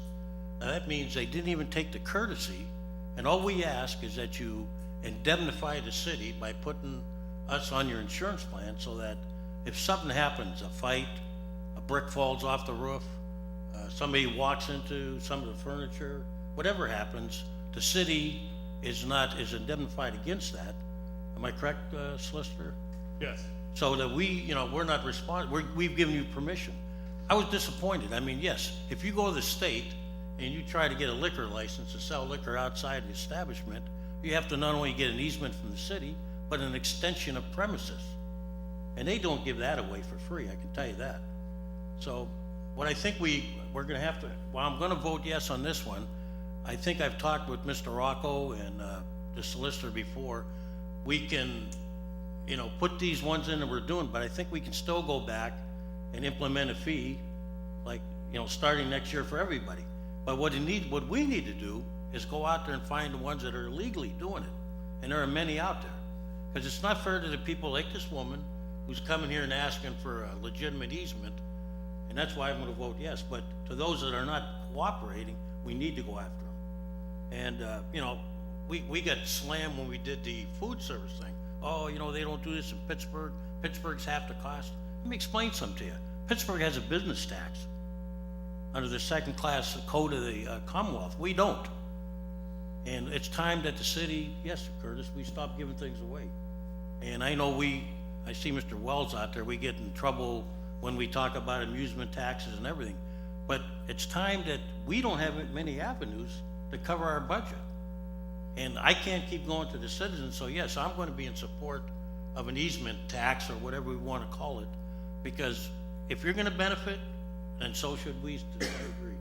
Because you are right, we're giving up, we need to make rules as to where you can put your chairs and all and we need to control the situation, because it is part of our downtown renewal. Thank you. Anyone else?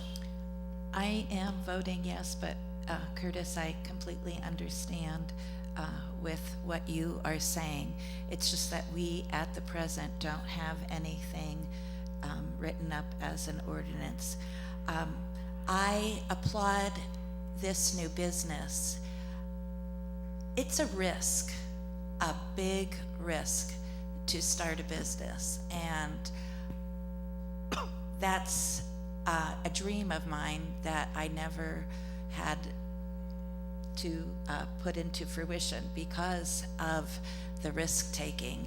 And I was trying to find a picture of the original door before it became the new business, because it was a very ugly door on the outside. And now when you walk by there, they put a brand new glass door. They are investing thousands of dollars into that business. I'm a walker, and I look into windows, and it's going to be a great thing. They have a big remodeling truck out front, and they're taking that risk to invest in our city. And I like to be a tourist in my own city. And so I am very thankful that in trying to profit for themselves, they are putting something new and different and making Erie an enjoyable place to live in. Thank you. Thank you. Mr. President? Yes, sir. One of the things that came to my attention about all these new businesses, I want to look into it, but I really hope that our departments are getting building permits and everything. We're not letting these things pass either. Because some have come to my attention that they're not actively being pursued properly. And I'm going to be looking into that. Thank you. The only thing I want to add is, even though, and don't get me wrong, I'm for some sort of fee or some to expand their business out into the right-of-way or the walkway. But people gotta remember too, these businesses are paying taxes where say the trucks that come and get a permit for $200, that is their property. So we are getting property taxes from the businesses that want to have this extension of their business. So, but I am for having some sort of a fee without hurting the business too bad. For the vote, please. Roll call. Ms. Allen, Mrs. Arrington, Mr. Jones, No. Mr. Kwiatkowski, Mrs. Schaaf, Mr. Witherspoon, Mr. Winarski. This resolution will adopt 6-1. We do have a waive rules, Mr. President. A purchase order, I think got paperclipped to the one ahead of it and it just missed the agenda, but we did get it on time and everything. So, voting to waive the rules, Ms. Allen, Mrs. Arrington, Mr. Jones, Mr. Kwiatkowski, Mrs. Schaaf, Mr. Witherspoon, Mr. Winarski. By Mr. Jones, second by Mr. Kwiatkowski, resolved by the Council of the City of Erie that the proper city officials are hereby authorized and directed to issue a purchase order to the Whitmer Public Safety Group, 104 Independence Way, Coatesville, PA, for training and department issue ammunition and miscellaneous supplies for the training and SWAT units for the Bureau of Police at a total amount of $19,312. Ms. Allen, Mrs. Arrington, Mr. Jones, Mr. Kwiatkowski, Mrs. Schaaf, Mr. Witherspoon, Mr. Winarski. That will take us to committee reports, Mr. President. Thank you. Ms. Allen, sure. Thank you. On Saturday, I attended Facing Race Through Film, which was a program organized by Interchurch Ministries, and I was part of the planning committee, but the people who were really involved in pushing this forward included Erica Thomas, Katie Eichenlaub-White, Zach Irwin, Deborah Johnson, Chris Mango, Brian Arrington, Diane Edwards, Johnny Johnson, Adrian Rush, Charles Mock, and Bob Lewis. And what we did was we watched the movie, The Hate U Give, and it was modeled on a film conference that was presented by Trinity Wall Street.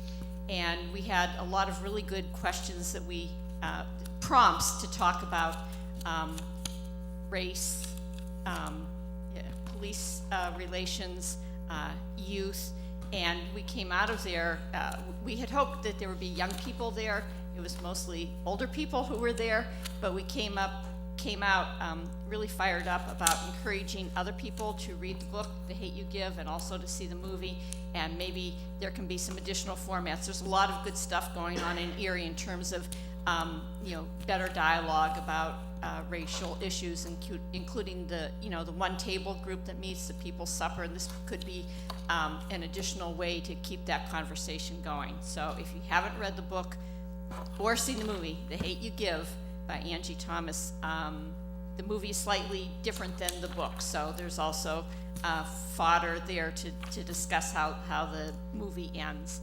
I want to thank Chris Moore for organizing the Erie Walks group at Erie City Hall. I think it's really important to stress wellness. So I think a couple of us on council are going to be taking part in Erie Walks, in which you commit to doing at least 30 minutes of exercise a day for 8 weeks, and it's a competition, so we want to win. We'll see what happens. I also want to thank the mayor and Masala for organizing the volunteer greeter program. I came into the vestibule on Friday, and I didn't realize one of my friends was working as a volunteer greeter, and it was really helpful. There were a lot of people streaming in because they were going in to pay their taxes with the 2% rebate. It's just a really good way of presenting a positive face to people who come into City Hall. And I think that's all. Oh, I'm sorry, I have one more thing. I went to, this is putting on one of my other hats. I was at a journalism conference the last couple of days, and I met a man from a group called Eco Word in Philadelphia, which is a collaborative working on journalism, reporting about environmental issues, in particular affecting African American communities in Philadelphia. So I just think it was interesting to make that contact at the same time that, you know, the Erie Coke issue is heating up. So there's some interesting stuff going on in Philadelphia. His name is Martin Pratt, and it's he's affiliated with WURD Radio, and the project is called Eco Word, ECO, ECO-WURD. Thank you, Ms. Allen. Dr. Witherspoon. Thank you, sir. Thank you, Mr. President. Mr. Witherspoon and I attended the Our West Bayfront meeting yesterday, and they talked about spring cleanup, and I'm looking forward to the spring cleanups in the neighborhoods. It says on Saturday, April 13th from 9 to 12 p.m., neighborhood associations, faith communities, students, and businesses will work together across the West Bayfront to clean up the neighborhoods and get them ready for a beautiful spring. This is a great opportunity to serve your community and meet neighbors. Please see the map above to find a meeting location near you. They have Strong Vincent, Gridley Park, 535 West 7th, MLK Center, and 329 West 9th Street. Feel free to bring work gloves if you have them. Garbage bags and extra gloves will be provided. Meet up with neighbors at one of 5 locations across the West Bayfront. And you don't need to go to a spring cleanup to have a spring cleanup in your own front yard, backyard, neighborhood. This is the time of the year where the weather's getting nicer, and hopefully everyone will get out there and do their part. I don't think it's as bad as it was last year because the snow had buried so much, but there is definitely pollution out there that needs to be picked up. I thank all of the people who came out today to speak for holding Erie Coke accountable, and especially thank Sister Pat Lupo. She was my 1975 environmental science teacher when I was a freshman at St. Benedict's, and she truly inspired us as students to be environmentally conscious. And as you heard Janice Etchison say, she has definitely put her entire life into environmental education and to help us all pick up the pollution and make the city a better place. A little story here. I was walking with my husband a couple weeks ago, and I found a credit card on the ground, and because of social media, I was able to get in touch with the person, and he asked me not to come to the door, but just to put it in his mailbox, because he said he had stage 4 cancer, and sometimes just can't take the effort to come to the door. Well, last night while I was at the Bayfront meeting, he contacted me through social media because he had read about the Coke plant issue in the paper, and he said that he worked at the Coke plant at one time, and he developed a very rare cancer. And I'm not saying that working at the Coke plant gives you cancer, okay? I am not putting that out there, but I am saying that they need to be transparent and they need to clean up their act.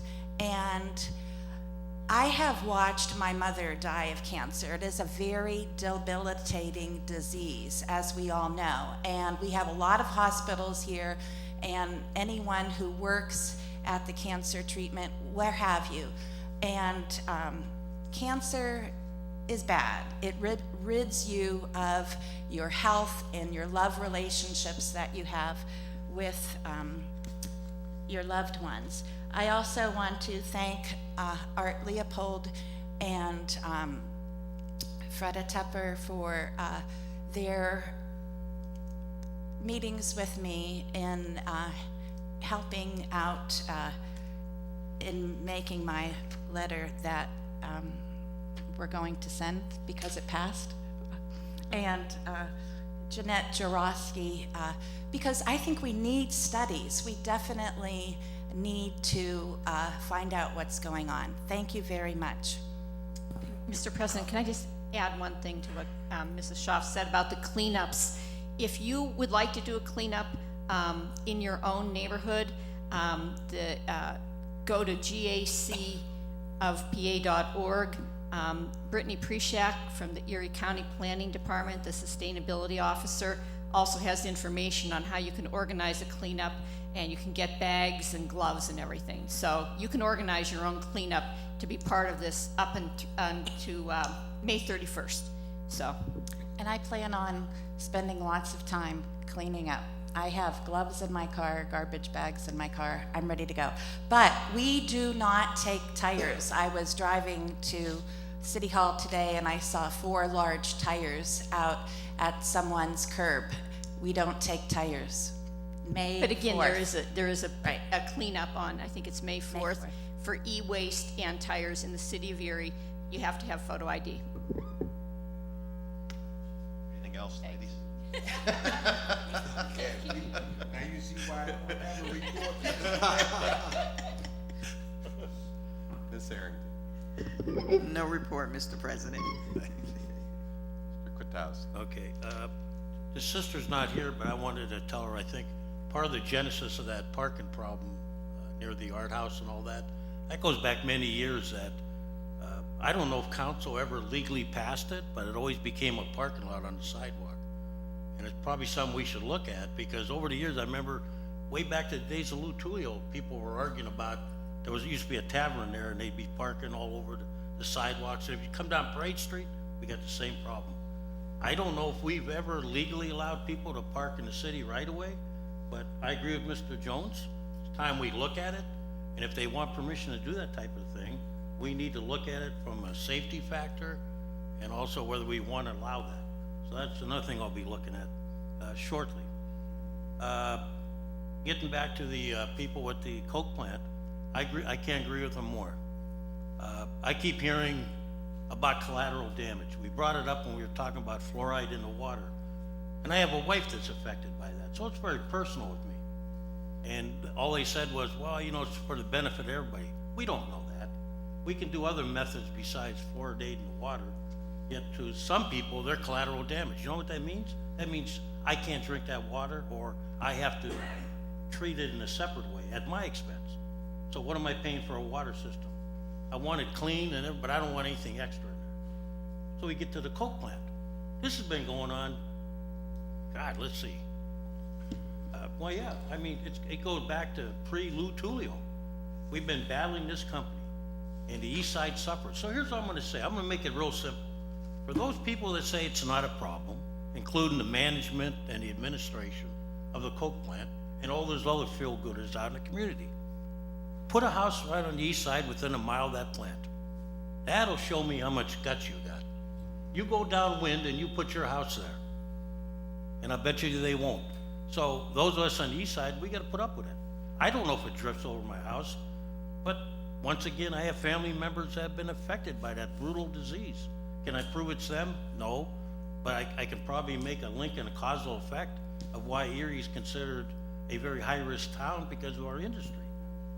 And when you got companies that don't cooperate, we need to do what New York did.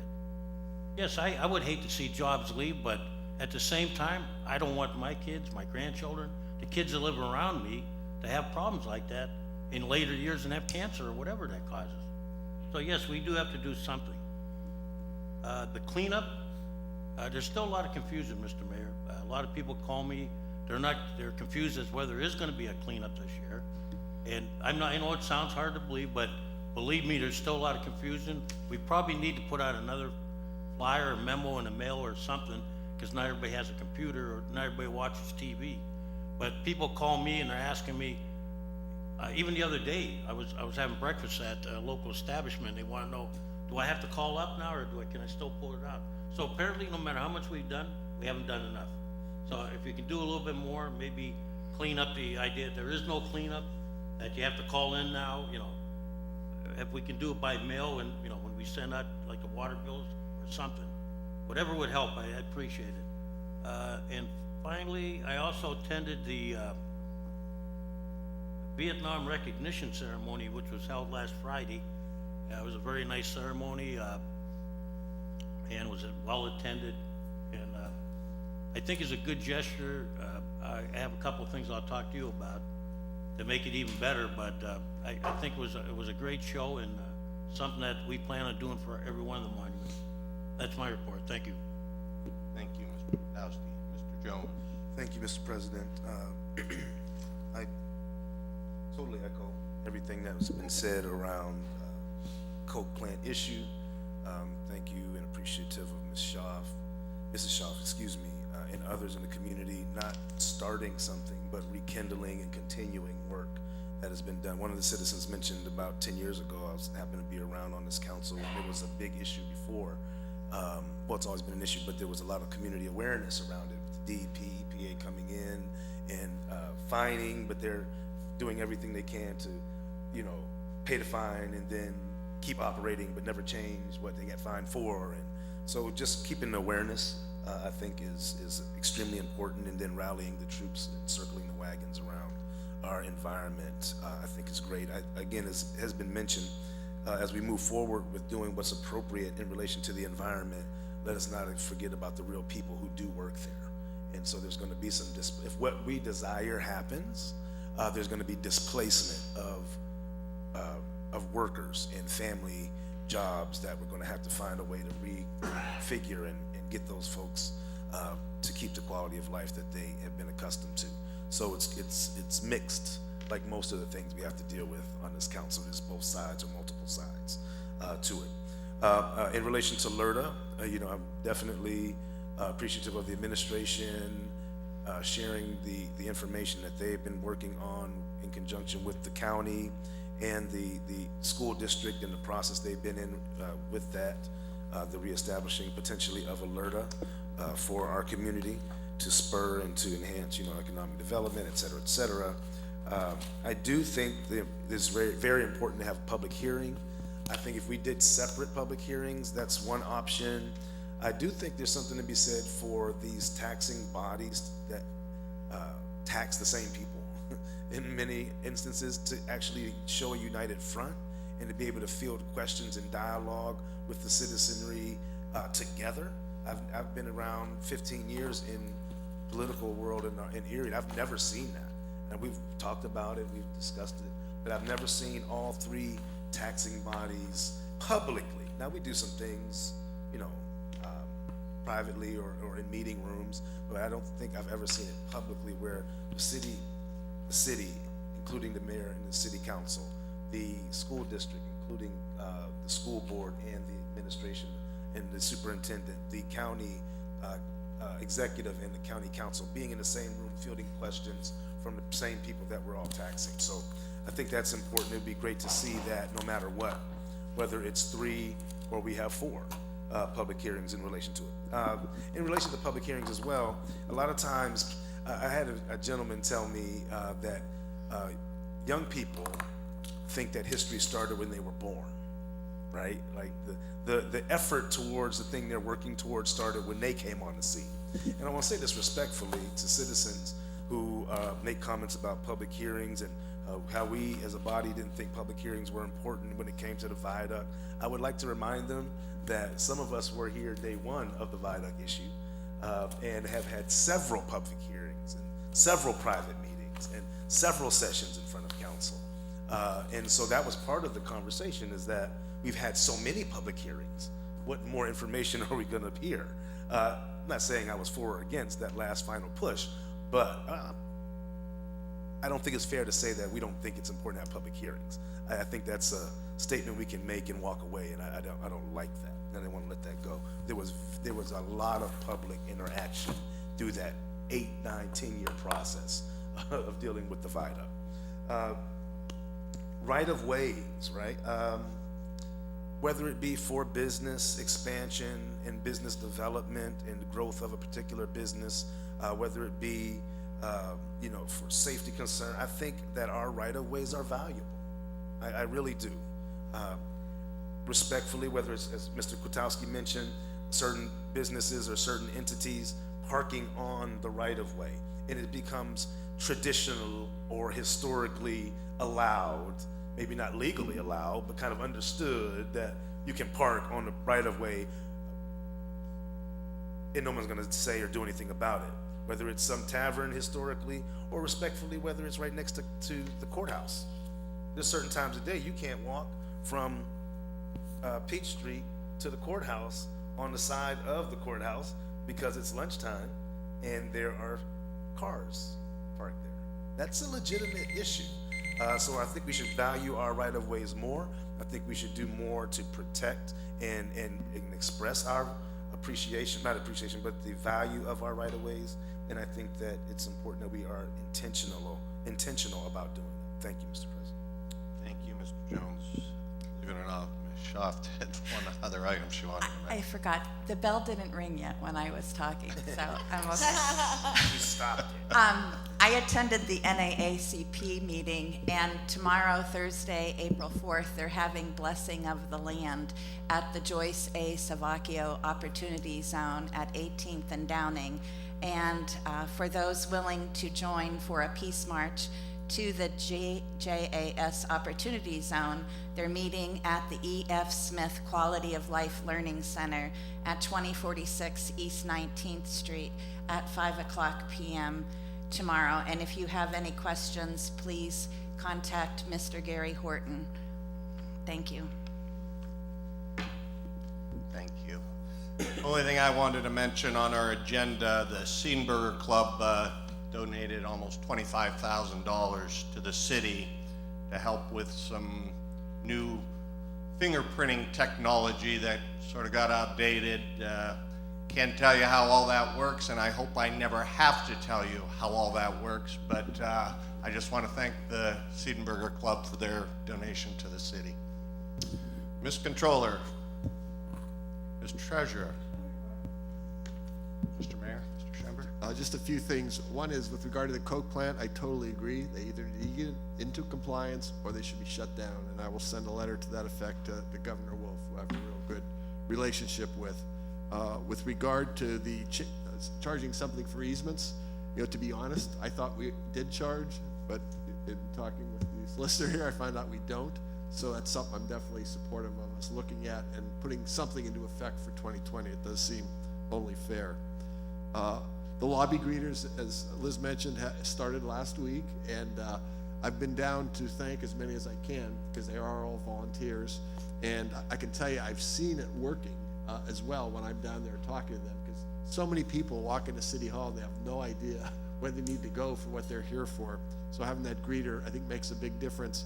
Also, they're sitting at a historic desk.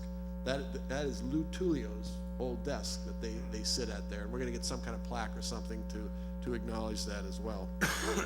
Also wanted to mention the loss of Bill Liebel, who's a longtime Erie Kiwanian, and one of the most upbeat, positive people I've ever known in my life. I'm a longtime member of the Erie Kiwanis Club, and he passed away recently, and there's a lot of sadness in me about that. Our early intervention plan is going to get started. The kickoff meeting is this afternoon at 1 o'clock. I know a couple of you are already planning to be there. Certainly any of you that want to attend and sit in on that, you're most welcome to do that. It's kind of a three-step process they're going to go through. First is to look at historically where we are and where we're likely to go if nothing changes. And that's going to be based a lot on the 5-year projection that we provided to all of you. The next step is to now analyze what changes would be most productive that we could make. And there'll be a lot of discussions and conversations about that. And then the last step is they'll give us an action plan, which are the things we should do to improve our financial situation, which is, as you know, already good, but to make it even better and to kind of take care of things for the future. So again, all of you hopefully will be actively involved in that, and you're welcome to participate as much as you want. So again, that meeting is with PFM, who's the consultant that we've hired, and that'll be at 1 p.m. up in room 500. Erie Walks, I'm also participating in that, Liz, and so far every day since April 1st, these 3 days, I've got my half hour of exercise in, and I will continue to do that as well. Next, I really appreciate all of you making the time to meet with me and my staff monthly now in small meetings. You know, there's never more than 3 of you in a meeting, and it does give us a chance to not only update you on what's going on, but tell you things we're working on and get your input and feedback, which has been very valuable. I look forward to continuing those, and thank you all for participating in that as well. I went to, yesterday I went to a meeting of a group that up at the county's 911 center, and we were talking about emergency management, and that's a serious problem throughout Erie County, in that there's no coordination, and we really need to start doing that. It's a serious problem, and this group is talking about that. They're actually hiring a consultant to come in and kind of look at how things are going and make recommendations to us about how we can consolidate better, be more efficient and more effective in dealing with emergencies that happen. For instance, there was a fire in Lawrence Park a couple weeks ago, and eventually they called the city fire department to come and help too. But by the time our fire department got there, it was too late to save the building. And if they had been involved earlier, they really felt strongly they could have saved this building from burning down. So we're hoping to get much better coordination with emergency management throughout Erie County and work together with the surrounding municipalities as well on that. I think the last thing I want to talk about briefly is, as you know, I'll be going to Zibo. It's actually pronounced Zaboa, so I'm trying to get over in China. That's the way I'm trying to. They're our sister city, and I'll be leaving Saturday, April 13th. I'll get back Easter Sunday evening, April 21st. I'm sorry, Mayor. Excuse me? That's okay. I didn't have the timer on for you. No problem. I'm almost done. I did. I'll be back in the office April 23rd. Hopefully not too much jet lag. And we actually have, I met a Chinese young lady who is going to Villa Maria Academy, and her mother runs a business in Zaboa, our sister city there. And we've had a great conversations with her. She's staying with the Tannenbaums while she's here in Erie, and I'm really hoping, and I think we're trying to arrange, I'm going to be able to meet her mother and tour her business while I'm over there as well. So this is kind of a first step in trying to rebuild a good relationship with the mayor and his administration, as well as business people in Zaboa. Over time, we're certainly hoping to benefit as well as help them benefit from the mutual relationship here. And this is the first step in that direction, and I'll give you a full report on that when I get back as well. Thanks very much. Mr. President, quickly, I just wanted to bring awareness to my tie. It's not just colorful, but it's purposeful.